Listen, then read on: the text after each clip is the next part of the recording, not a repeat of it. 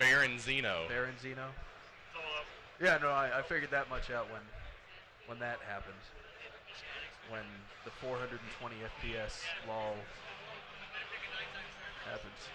Yeah. I picked the nighttime server, to be fair, because I know what I'm doing. Like right here, where this gentleman in chat is pointing out that I'm promoting switching spawns. Do it. We dead, boys. All right, respawn. I'm so good at this game. Woo! All right. Talk to me. Naked girl streams are not really a thing for a show like PAX. Okay, I understand. It's a family show. We'll get some clothes on. It's a family show. So tell me about this game. This game, Yeah. DayZ. Mm-hmm. Well, it's a good thing you asked. It is a post-apocalyptic, open-world sandbox where the tagline is, "This is your story. You create your own experience." And that's really, I think, that's what makes DayZ special. Is it's not really like the guns or the bugs. The bugs do make it special, or the vehicles of the world. I think this has stayed true. Is what has made DayZ special is the experiences you have, and you want to tell your friends about it, right? You know, you want to put a highlight up on Twitch, or you want to tell your friends after work, or hop in. I guess Discord is the new hip thing. Discord. Yeah. And tell your friends what's going on there. I mean, when I started playing with Soma over at Twitch and Lou, now the official Lou, I think it is now. Mm-hmm. The big thing for us was we would all hop in a group Skype call, and this group Skype call was open. I know Skype, like what the hell. Skype call was open all the time. There was always someone in there, and we'd hop in and out of the call, and we'd tell each other like what had happened. And I was recently going over. I found that I had recorded essentially over a year's worth of daily Twitch broadcasts, like in excess of 6 hours per broadcast. It was just sitting on a hard drive. And I've been going through that, realizing exactly how addicted I was to this game. And it's pretty excessive, to be fair. Pretty Yeah. excessive. But that's good. That's good that you have all that footage from them. See, Walter here is complaining about the volume. It's too low. You're too low. You need to talk louder. I need to be louder? Yeah. Am I quiet for you? No. So I need to be louder. No, I was just agreeing with Walter. Well, Walter knows what he's talking about. So, nope. I found that people apparently expected to get up here on stage and reveal like sweet things, like at sweet details. Yeah, that's what I was waiting for. I didn't know that was the plan, that I was going to reveal things. So I figure 5 minutes before is that us? I don't know. Because that's really loud. 5 minutes before we get up here, the stream is in early access. It is. This whole stage is in early access. But 5 minutes before I get up here, I go, well, they expect me to talk about things. So I should totally just, since we didn't do a status report yet, since I was flying, I should just start talking about some stuff. Yeah. And if we need to show some things, we got some pictures, not too many pictures, but we can talk about some details that are going on. A lot of people have been asking exactly Hicks up 50%, game sound up 20%. Why am I reading Walter's private messages? I don't know. I'm a professional. Anyways, we've been talking about the last status report about how since we just got settled back in after the holiday, because not much got done in the last 2 weeks of December. Everybody goes and sees their families. I went home for the first time for years, saw my folks for Christmas. It was a good time. But now that we settled back in, we got our first month effectively under our belt. We're like I said at the last status report, we're looking at our next update to be towards the end of February. Now, whether that's experimental, iterative, or stable branch, that remains to be seen. It really depends on how things look internally. But we're looking at putting the first of 0.60 in the consumer's hands to check it out and start figuring out what's going on at the end of next month. And our internal goals, what we really hope for, and granted this is in development, anything could happen. We could find a moderately serious issue, thanks Walter. Or it could just be butter smooth. But to be very clear, what I mean with that is 0.60 for us, our intent is to have the first iteration of the new render out there to replace the old legacy render, which means that we'll need to be running DX11 on all the machines. Mm-hmm. We've allowed people, despite our system requirements, to run DX9 for a while, but that is not going to work anymore once we push out the new render. It is 11, with our future goal to support 12. So that said, I didn't want to talk too much about kind of performance gains we're seeing with the new renderer because, again, this has only been tested internally on the hardware we have, the settings we have. There's literally hundreds of thousands of people that cycle through DayZ every month. Like you might see, say, between, I don't know, 14 to 20,000 concurrents, but of those concurrents, it's a much larger pool cycling in and out. So it's a huge hardware base to ensure that both hardware and software configurations are working properly. And that's why I'm very hesitant to commit to any specific games. But we've been looking at, as Yuja, my associate producer, mentioned earlier, we've been looking at some dense scenes, and we are seeing upwards of 100 plus frames. Now, that's mid-range on a mid-range settings on a mid-range card, and that is in a dense scene. I'm not 100% sure if that's the new Cherno or Nova or areas like Berezino and so on and so forth, but it is a typically lower performing area. So things are looking good. They are looking much, much better. I wanted to show before we came out.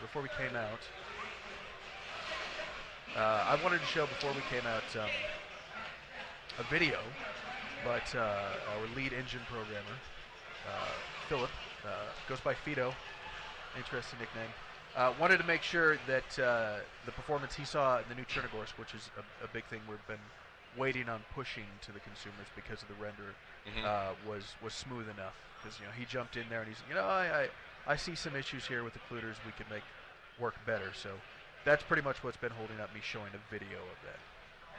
We still want to do the monthly or bi-weekly, depending on the frequency, videos where we show things in game before they're ready to be in the consumer's hands.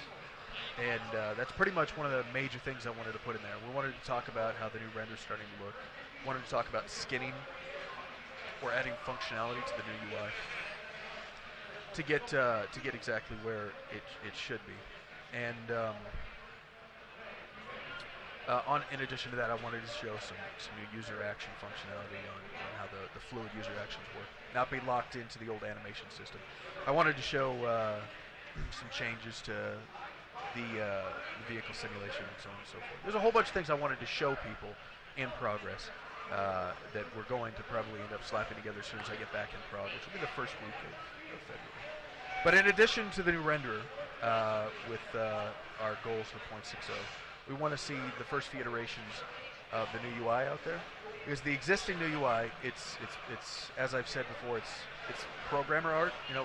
It's pure tech.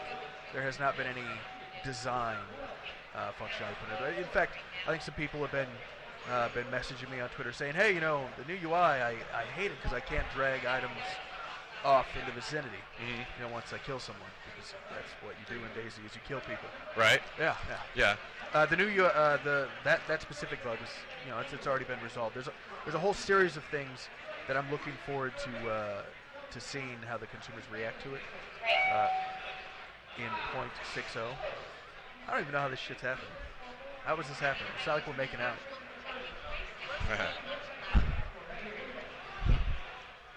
You got yourself a gun? I do. I have a Glock and the REK. PM-73 rack, Polish submachine gun, chambered in .380, which is coincidentally very comparable to the 9mm, which is shared in the CR-75. It's one of my favorite pistols, CR-75. I like the Glock. You like the Glock? Yeah, I do. Yeah? In front of your mouth. That's my mouth. That is my. I went like this to my mouth. Yeah, but it was down here on your chin. It was down here on my chin. Yeah, to your wow, mouth. That was really loud. Yes, that was really loud. So we got a fantastic French streamer in chat. I believe he's French, and he was asking about Namalsk. So to be very clear, there was a little bit of confusion about. Hicks described the game as you kill people instead of you survive the apocalypse. You're entirely right. You are my problem, Daniel. So, in regards to Namalsk, with Namalsk, that map is actually that is a community created map. It's not an island in the speak of Army titles that we have any ownership of. That said, the author of Namalsk, Adam, the original author of Namalsk from nightstalkers.cz. Everything all right? Did you get shot? Did you fall? I don't know. It tabbed out. Want to tab back in? No, that's Battle Eye. You gonna click on that? Click I did. Nothing's happening? No. All right, let's try tabbing over. Hell if I know. It's not my computer. Let's just, while we totally give our server away, let's talk about the pictures that are up there. Okay. Anyways, let me finish my thought about Namalsk. Adam, the gentleman that made Namalsk, is he's actually one of our environment artists that work on Chernarus Plus. So one of the one of the things we talked about initially when we brought him on was having Adam kind of be the man that feels out the tool set for modding on DayZ. It gives him an opportunity to update his Namalsk specifically to function with DayZ, so that when we do roll out modding, that Namalsk will be one of the first things, assuming that Adam still wants to do it, but I'm pretty sure he does. One of the first mods that'll be entirely fleshed out and ready for DayZ. So when he pushes Namalsk out to the marketplace, he should have, last time I checked, I don't want to spoil anything for Adam, because he's been working hard on it, but I've seen he's got some custom items, new buildings. He's completely redone Namalsk so that every structure is iterable. That's going to be good. Do you remember the, I forget the name of the object, but the base down between the two mountains in Namalsk, where you can go underground, the tunnels and stuff? He's completely redone that. He's completely redone. Really? Yes. I won't go into what he's done, but it has been completely now I'm redone. hyped. Yeah, it looked pretty damn awesome. The Northeast Airfield has already been redone, Melon Man. It's already been redone. No, there's no new engine in 0.60. DayZ's been running on Infusion laterally for about 2 years as it's developed alongside DayZ. I cannot read Cyrillic. I apologize for any Serbians, Russians, Ukrainians. I can't read Cyrillic, despite the fact that I work on DayZ. Again, about the new player controller for MT Geary or Jerry, you think? Geary or Jerry? Right there. MT Geary or Jerry? Jerry looks good. Jerry, all right. And for MT Jerry, as I said, about the new player control and the damage system, these are things that I want to talk about in the upcoming dev video. Oh, that's going to be good. Yeah, I'm excited to hear some player controller stuff. To all the Russians. Yeah, no, I'm pretty excited. As far as the new damage system goes, I think that's. I don't necessarily think you're going to see a major gameplay change. You're going to see less bugs and maybe less exploits related to damage implications.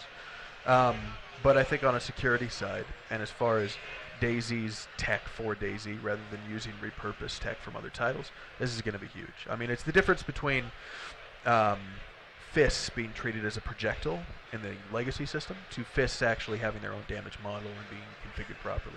So they are fists, nice. And they cannot be, I don't know, machine guns. No more reloaded hatchet. Well, we haven't had a reloaded hatchet. I know. Ever. It was just. Okay. You're making part a of the reference joke. to the fact that you recall the reloaded hatchet. Yeah. I was playing DayZ mod the other day, and I forgot that I had to reload my hatchet.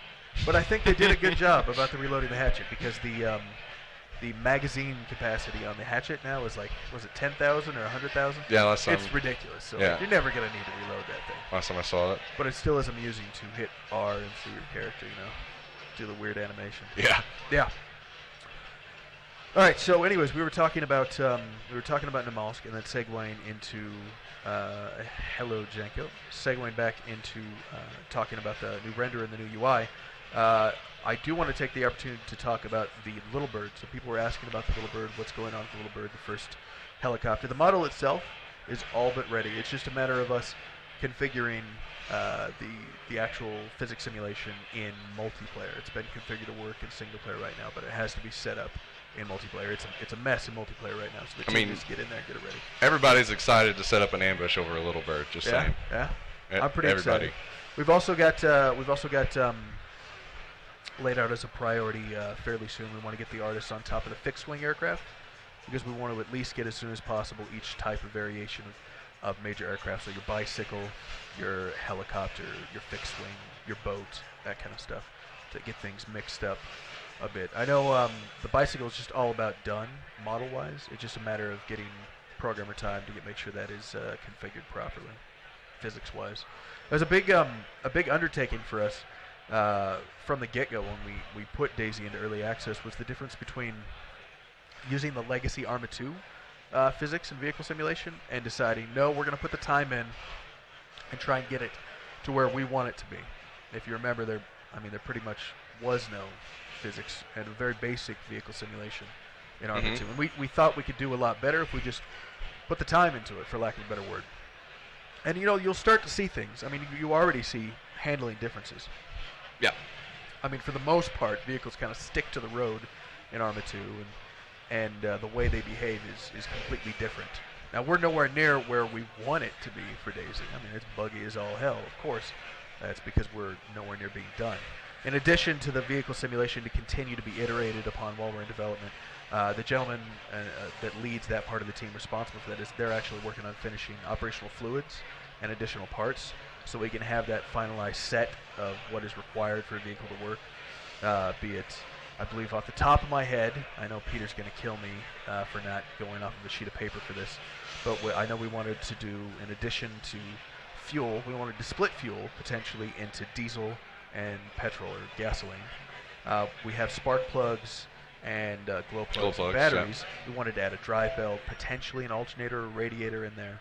We wanted things to be a little bit more in-depth, but not too far. Like pairing that, the functionality of the vehicle and how quickly it is to repair it, how many parts it requires, goes hand in hand with the continued development of the economy and making sure that the parts are varied enough and spread out across Chernarus enough that it takes you some time to do it, but it's not too much. It's a constant back and forth with DayZ as we try to keep the title as enjoyable as possible while it's still being developed. There's a constant back and forth of, is this too hard? Is this too in-depth? Is this too easy? We swing back and forth all the time. I can remember talking to Break. You know Break, right? Yep. Yeah, I remember talking to Break and him just giving me grief about how easy it was to find food. And then, I tweaked it a little bit, tuned it back one way, and then the next week when that build was out there, I had plenty of people just gnashing teeth. Oh, I'm starving, and then came the classic Hicks quote: "Just pick apples. Just pick apples." I mean, I think people have actually started to understand the apple thing now, which is fantastic. Yeah. I think apples are apple trees and getting resources from the ground. I don't know. I don't want to go a little bit too far off topic here, but recently I've been playing Rust a lot, checking out what they've been doing over at Face Punch, and it's pretty fantastic. And one of the things I find fascinating with the design approach over there is that the user base for Rust doesn't seem to have any hurdles in understanding that they have to gather all the resources from the world.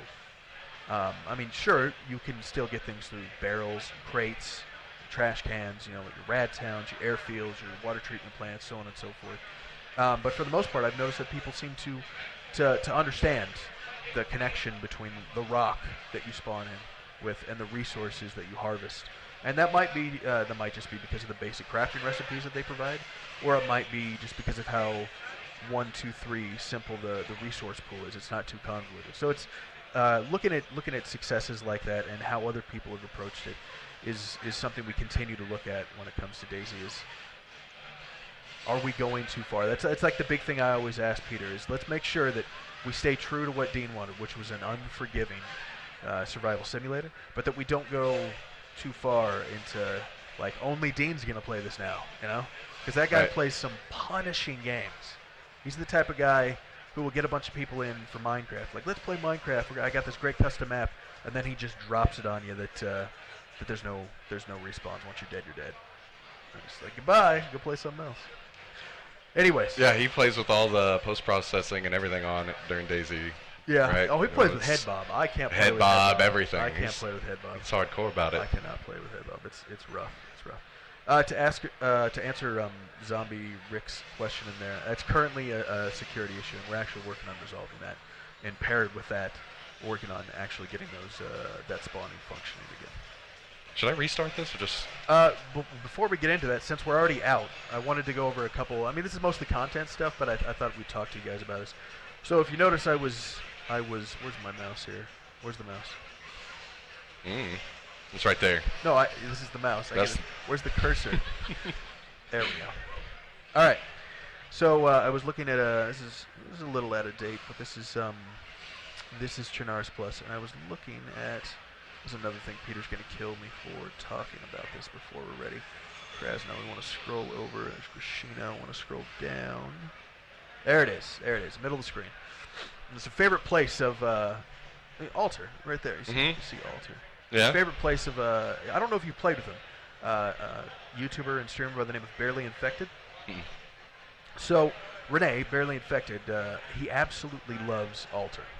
And this is I've got plenty of time, so forgive me for going a little off topic. We'll get back to the render. We'll get back to supporting shooting from vehicles and all that stuff. But I wanted to take a quick moment since I'm here all week, and I think I'm on stage for 4 hours tomorrow to talk That's a little bit. A long time. Yes, it is. All right, so Alter, specifically in relation to what we're talking about here, make sure the stream can see this. I'm pretty sure you guys can see this. You can see this on stage here. I was talking with Peter before he left, and we were talking about we're continuing work on server-wide communication because we didn't want to just throw side chat out there and do the quick and easy way. I mean, I'm sure people operating mods will be able to turn side chat back on if they want to. I mean, the low-level type of functionality that N4 Script has, people are going to be able to do crazy stuff to DayZ. But when it comes to the vanilla experience, we didn't want to just make it cheap and just throw side chat or global chat back in there. We wanted it to try and feel organic within the world. And that's why I'm looking at Alter here. Peter and the design team have been working on broadcast stations, radio stations that people can go to and broadcast across the whole map, and they can be picked up on civilian radios, they can be picked up on walkies and so on and so forth. So it's kind of a control point for controlling communications over the server. And we were talking about where we wanted to put it, and I don't think we finalized on this, but Peter and I both agree we thought Alter was a perfect spot. It's going to require the environment team to go in and clear out the existing house that's there, but it's a very nice high point. One of the things I like about Alter specifically is the hill that it's on is it's very bare around it. There's a little bit of trees up top, but for the most part, it's got a wide approach. You can see people coming from all angles, coming from Gorka, coming from Devil's Castle. I'm pretty sure you could see Devil's Castle from Alter. So the art team, I'll pull that folder back up, have been working on open this? The new structure model for the radio station. Now this is untextured, mind you. I don't have a problem showing untextured because to go back to Rust, they seem to be able to pull it off just fine. So why don't we do it? So this is the untextured radio station. It's modeled after a couple inspirational radio stations we pulled from real world, like some U.S.-based ones, some Soviet ones, some abandoned ones like the Ukraine and so on and so forth. And I can't read Cyrillic, but I believe we did settle on a logo and a name for the station. And again, this is going to be located. The intent is for this to be located in Alter, which, as you see, is just a little outside of Gorka, Grishino. It's kind of a centralized point in the map. It allows rapid access from most areas. Originally, I was thinking about putting it up near Star Yar, up north. Right. But we didn't want to put too much of that stuff that we thought everybody should be able to access too far from the player spawns, right? And up north pretty much meant that it's only going to be geared people there, or vehicular people there. We wanted to give it a chance if you were able to grab the resources to make it over there. That's going to be nice. I mean, you said multiple or just one? Just one. Just one centralized radio station for okay. now. Now, there's other areas to the advanced communication that we're still working on. The megaphone, for example. The megaphone's tech work, I believe was finished a little bit before I left, which means the design team still needs to work on it. But, we need to test it and so on and so forth. But we wanted to support megaphones to allow you to, in urban areas, to broadcast a voice loudly over a small area, but not hit the whole server. Kind of, I guess, lock Carl and his big old bushy beard into a building. And you can, hold yourself a little, get a police car out there, have a standoff, come on. I like this idea. Yeah. I mean, there's things you can do. There's plenty of things you can do. But I'm going a little bit off here with the communication stuff. We'll talk more about that when that's ready. No, you cannot play old branches of DayZ. It's just not technically feasible. There's more than just the client that would need to function there. Yes, to quick quick couple questions here. Yes, the VoIP, I don't think we're really happy with the VoIP. I can't promise that it's going to be taken care of by early access release, but it's something we're definitely looking into. I don't think Peter or I are very happy with the VoIP. As far as server performance, that's going to be something that we're going to continue to be working on up until we hit 1.0. Like I don't think there's any point in which it's too good, right? So it can only get better. Like we're just going to constantly be pushing on that. And one last question before I go back to talking about the new render and the new UI coming to 0.60. CLE upgrades like randomization of ammo and weapon quantity parts. That is something I did want to talk about. I've been speaking again with Break about the whole concept of trying to find the right balance between ammunition and weapons, and kind of the one thing that's always people don't read. The one thing that's always been there is magazines have just been constantly difficult to find, and when you find them, they're full, right? Yep. And when I was talking with Peter about this, because recently been doing a lot of discussion of looking towards beta, where a lot of the optimization of bug fixing and balancing comes, right? And how we're going to approach this. And looking back on all the data we have over the last 2 years of early access on how things worked when we went either way with things, made things more common, more rare, and so on and so forth, is we wanted to try and go ahead and add some elements of randomization to the volume of magazine quantity. So it's going to be much more common to find an empty magazine than a magazine that has ammunition in it. We'll rely on finding ammunition to put in that magazine, mostly on the boxes and loose piles of ammo, which allows us to increase the quantity of magazines spawned to pair with weapons. So it's much easier to find that, all right, I found a magazine for this and this weapon. Now I just need to look for ammo instead of, like, is that also from a gameplay perspective, from my perspective, it seems fascinating to see people have to make that tactical decision with chambering, right? Right. Like, I've got this weapon, I'm in this gunfight, and I'm chambering. I've seen you do it with a sporter, for Christ's sake, but for the leg or the tail of the game, as the expression goes, it's not continuously rewarding. You need to be able to give people a little bit more access to that weapon becoming something they can defend themselves with. So we're going to try having the CLE start spawning empty or near empty magazines so that we can increase the quantity of the magazines for each weapon. Okay. That also should pair with the attachments, randomization of attachments, which is very similar to how vehicles should be working. They should spawn with random parts. A lot of them right now don't. They all tend to spawn, for the most part, with no doors, no hood, no tires, but fuel, right? They're supposed to be spawning, just like in the mod, with a randomized state. You might find a vehicle with 4 tires that are damaged and a little gas, but no spark plug or battery, or you might find all the parts, but maybe 3 of the tires are run. Right. And that same tech is to be used on weapon attachments. Instead of finding just, like when you find an M4 when they're spawning properly, instead of finding just this one M4, you could find an M4 with an ACOG on it. You can find an M4 with some kind of red dot and a RIS. Find an M4 with a different butt stock and maybe a 60 round mag or a drum mag or something along those lines. So that is coupled the mags occasionally spawning with the weapon. Yes. Would that be beside the weapon or just in the weapon, most likely? Well, when magazines are spawned by themselves, they could be anywhere that would be, because the buildings have these, if you look at the mesh of the building, they have these proxy points, these memory points, where the spawn system knows, these 3 points are defined as weapons. So in this area, this is where weapons can spawn. So the magazines still have a chance to spawn on points defined as ammunition, I think is the category for that, or ammo. I could be wrong. It's been a little while since I've looked at it.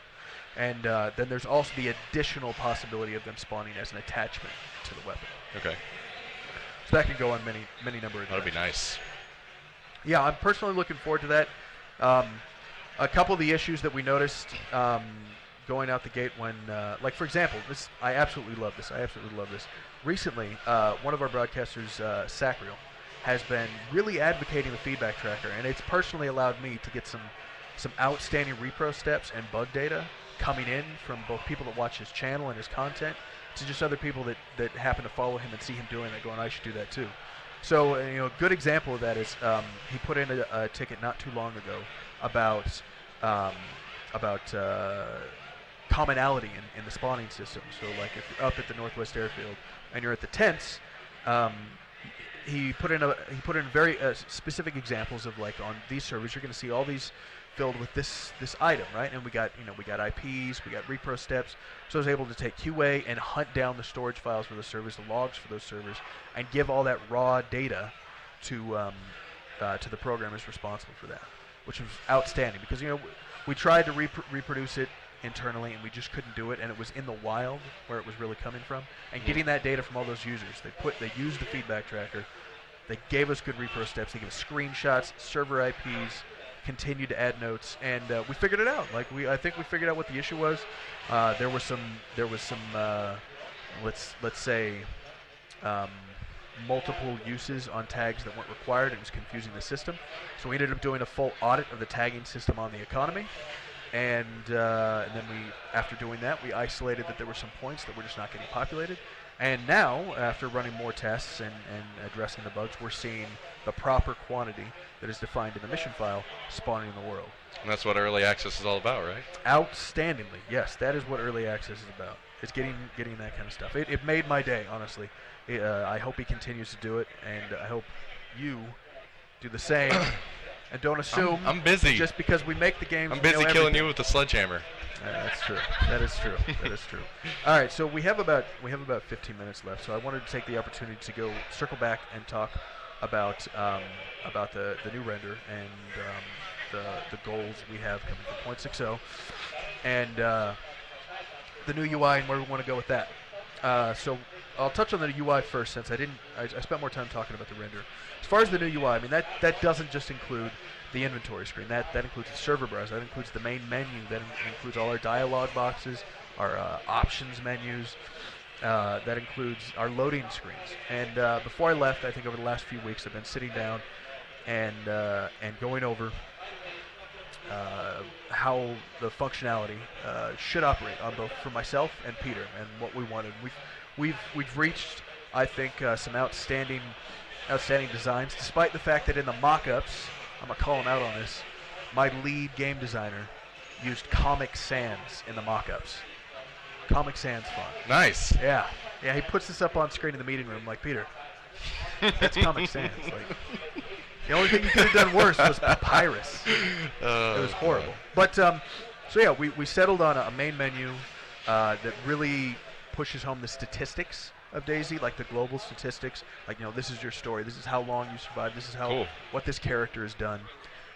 It also identifies, some quick data that'll get you in-game as far as, I've played on server A, B, and C before. I have characters there. And as long as they're officials, you can tab through, you see your character and his gear, switch through different characters. Instead of just seeing, like on the legacy menu, you just see the one that you played most recently, that data is stored locally. This will allow you, it'll start storing that stuff locally from the servers you play on, so you can view multiple characters, whether they're dead or alive, and so on and so forth. And then moving into the server browser, the big deal for me was, and again, I don't want to give too much credit to Gary Newman and his team on Rust, but I really liked looking at their server browser, how very clear it was what was an official game server, what was a community game server, what was a mod. I didn't have to know any server names or structures or nothing. It was just very easy to understand. And I thought for a title that is so dependent on the service, like that persistent hive, the shared experience on official servers, that it was important that people, when they install DayZ and they get in, they don't, because I get this question all the time, they don't get confused about what is an official server run by Bohemia and what is, Joe's Crab Shack 5004s, Yeah. It's credit to the people that have asked me that question. It's very confusing. So we've broken it into some hard filters that can't be disabled. Of the first tab when you hit play and you see that server browsers, you see a list of Bohemia run vanilla DayZ experience. Nice. They're all in the same hive. There might be on like first person and third person, but they're all Bohemia. Mm-hmm. You know that there's not going to be any unscheduled restarts, not going to be unscheduled wipes.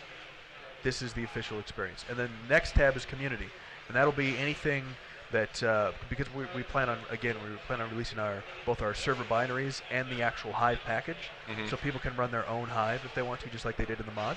Yeah, that's going to be really important whenever. Yeah, it'll allow you full control over all the same tools that we had, we have now with DayZ. So people will be able, if they're running their own community server, they'll be able to change, how the frequency spawns, the location of player spawn. I mean, there's just so much they'll be able to change there. Parts, rarity, and vehicle spawns, dynamic events. It's pretty outstanding. Even to go so far as have access to frequency and quantity of infected in their spawns and their positions. It's wonderful. But putting that out there, that community tab is very important because there's iconography and like a legend that allows you to quickly understand and sort what you're dealing with community servers. Now these are only vanilla DayZ, right? They're not modded servers, but the owners can modify certain values within the game. Economy stuff, server uptime, the rules. Give more control for people that want to be in that tab. Now that tab, that's not the first thing you see again. The first thing you see is the official tab. You have to navigate over there and find your friend's server. And then there's a third tab, and that's mods, and that will be anything that is listed in our server browser, our Steam whitelisting API, that is running something from the Steam Workshop. And you'll be able to filter based upon through the launcher the stuff that, because we're doing an external launcher, you'll be able to filter only the mods you have installed. You can view all of the mods in general, like every server. There'll be a nice little button in there so you can navigate to the Steam Workshop. But so you got that 1, 2, 3 punch. So sweet. It should be very easily understood. Now, as far as the in-game UI, the inventory screen, there's been a lot of back and forth on the design of that. You've seen Jan Tomaszek, one of our designers, he's put up on the forums some of his concepts, his early mock-ups. And right now, it's just a matter of us getting that iteratively skinned and the functionality added in. And you'll start to see that over the coming months, past February, into versions past that, where we start dialing that in. But, be very aware that most of the major issues we noticed, functionality gameplay-wise, from the non-skinned programmer art, just pure tech new UI, have been resolved. Our goal is to get this as functional into the consumer's hands for hopefully 0.60 so that we can kill off the legacy UI and really focus on getting the new UI functional as it should be, knocking those bugs out.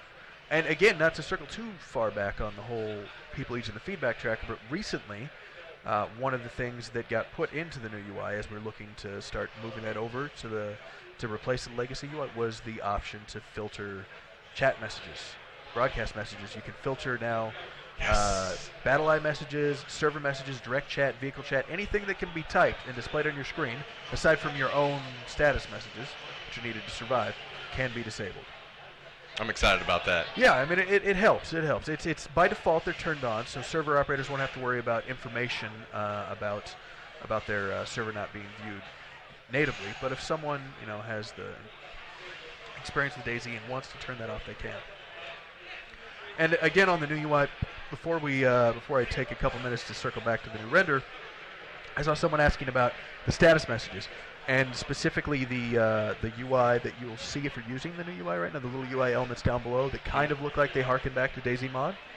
You've seen them, the blood drop and then so on and so forth. So we wanted to make sure that we didn't go, again, we didn't want to go too far into that arcade. We didn't want to go too far into the simulation. The text messages and the UI elements within the inventory screen, they work. They've worked for 2 years. People can understand it. But one of the things I noticed going over my VODs and going over other people's VODs from around summer 2012, call it the heyday of DayZ mod being streamed on Twitch, when there was tons of people doing it, is a lot of how to navigate the world and figure out the systems of DayZ were communicated without text, without large UI elements, with just indicators, like little, like for example, the little ear icon. You remember the ear icon? Yep. And those bars would increase when you change the type of terrain you were on. And you learned rather quickly, oh, I'm making more noise. That's how the infected are hearing me. Mm-hmm. And elements like that I thought were critical to be like an out-of-the-box experience. But for those that don't like it, and there's probably plenty that have gotten into that hardcore, I don't want to see any UI elements, just like the quick bar, it can be toggled off. You don't have to see it. But it's there, and it also allows us to provide for people that prefer playing in third person, like, for example, in your vehicles. It allows us to, when you're in a vehicle, add some new elements to that minimized UI down below, so you can see what gear you're in when you're driving a manual vehicle. You can see what all your critical dial information on the dash should be communicated there. Things like your stamina, just a very small little bar in the corner. It's very minimalist UI that only provides you the information you need at the moment, and you can still opt out of it. And that will be functional a little bit after the new UI gets put in, because that's dependent upon the new player controller, new user actions, new animation system all getting moved in and replacing the legacy, because that's where it gets its cues from, is that completely rewritten action system, which is all now in N4 script instead of an SQL. Man, I'm so excited for all the stuff ahead. There's so many big things. 2015 for us was, like, internally it was a pretty stressful year because there was a lot of tech work and audit on, like, technical debt that we had to do to figure out where we need to be to get the title to the experience we want, and had to make a lot of hard decisions on, like, this is going to take some time to get this done, or our initial iteration, we were wrong. We need to change this up a bit and move more towards this kind of system. And that's what 2015 was for us. I mean, sure, we got some good stuff out there. We got the central economy really started finally humming properly. Persistence started saving. There's a lot of iteration on the vehicle simulation and a lot of new content that went out there. Continued updates to BattleEye. But internally, like, everybody, it's every morning, every evening, it's on our minds. Stuff like the new renderer, the new UI, server performance, the new animation system, player actions, user actions. These are major things that will have a massive change on how DayZ is played, and nobody wants people to see it more than we do. We gotta spend the time to do it right. Yeah. So we got a couple minutes here, so why don't we go ahead and try and take a couple questions from chat. Will you remove the stones? We need to. It's Renee. So Renee is talking about altar. There's actually an altar up there of stones, like in a demonic altar, and he's wondering if that's going away. I'd like to keep it. But it's really up to Senshi and the environment team. There are a couple others as well. Yeah, there are a couple others. I know. There's a couple. So Wayland Yutani, these guys are pretty cool. I know they have a YouTube channel. I think they're a community. They're asking about powering streetlights. So I can't really go too far into that, but I know that Peter actually right now, before I left, was finalizing some of the design and functionality for the Bratislava gameplay designers for the generator and the electric fence. And let's just say there's a lot of stuff that they're working on to evolve what a player camp is in DayZ. It was one of the things that I felt that we could really, since we have the time, expand upon from DayZ Mod. Like DayZ Mod, it was tents, right? It was tents, it was sandbags, Yep. It was hedgehogs, it was concertina wire. And that was it. Yeah, vehicles, Yeah. That was it. And one of the things that I find is repeated the most, both in mods of DayZ and in other survival games, is giving people more of an opportunity to have a physical presence in the world, right? And I don't want to see us go too far down. I mean, there's some titles that I enjoy, but I don't like their building mechanics, where the structures, the textures repeat too much, and they just look like a little too, like, that just sticks out like a sore thumb. And after watching our art teams, both locally and our external artists, turn out some really naturalistic looking. I mean, you look at Chernarus, it looks lived in, right? It looks, right. Even though we repeat buildings often because of just the nature of development, it still looks lived in. It looks natural, and that gave me a lot of confidence that I think we can pull off player-built structures that are distinctly different from the in-world structures that you see, yet look natural. So no sky bases is what you're saying. No sky bases. No sky bases. And no crazy giant buildings that look like there's a city. But I think there's something there. I think there's something there for us. As far as allowing people to have an impact on the world. Cool. Let's see if we can take a couple extra questions. Better Thunder Lightning. Horror View. If you caught, it was not in the last status report. It was a status report before Christmas. I did show at least one screenshot of the new rain. The rain effects are changing. Oh my God, It looks so good too. I really liked it. Yeah. Dynamic events, we've been talking about some new dynamic events. It's not really a priority. The system is there and functioning. One of the documentation pieces that are being put together by Adam, the gentleman who's responsible for the mosque, is kind of it will be a basic guide on how for modders to use the dynamic event system to quickly configure their own dynamic event that they can have the central servlet spawn all over the place. So maybe not from us initially. There's some stuff we'd like to try, but like this, it's wide open. It's one of the most easily configurable systems for DayZ. What about you mentioned at TwitchCon a little bit about contaminated areas? Contaminated Is terrain. there any more that you can talk about? So we were talking about doing that up at TC, right? That's that military base way up north. And I was talking with Senshi, our environment artist, a little bit before I left, and it looks like all our major structures are done there. It's just a matter of sitting down with the game design team now and talking about getting that, I guess, call it a damage over time area effect set up to those actual corpses. We've got several tiered. We decided to go with several different tiers of sizes of corpse piles so that the environment team can actually use them outside of TC. So maybe there's a pile of burned corpses in the middle of a village or something. Just to continue to allow them to make the world look a little more lived in. But I think really now it's just a matter of sitting down with the game design team and talking about how they want to configure that slow burn if you don't have a hazmat suit when you enter TC. So I think the initial implementation of TC might not have it, but it'll definitely get done. It'll definitely get done probably right around beta, I'm thinking. That's gonna be good. Yes, sir. Yes, sir. Sounds good by player. Sound different than indoors. So as far as sound goes, I don't want to overpromise here, because we're still waiting to move some of this tech over. But we sat down with some of the programmers in Bohemia, some of the guys from Arma, some of the guys from other titles, about some changes to the sound system that we can move over to DayZ. Some of the tech we can inherit from Arma 3, and some of the changes that we ourselves can get made.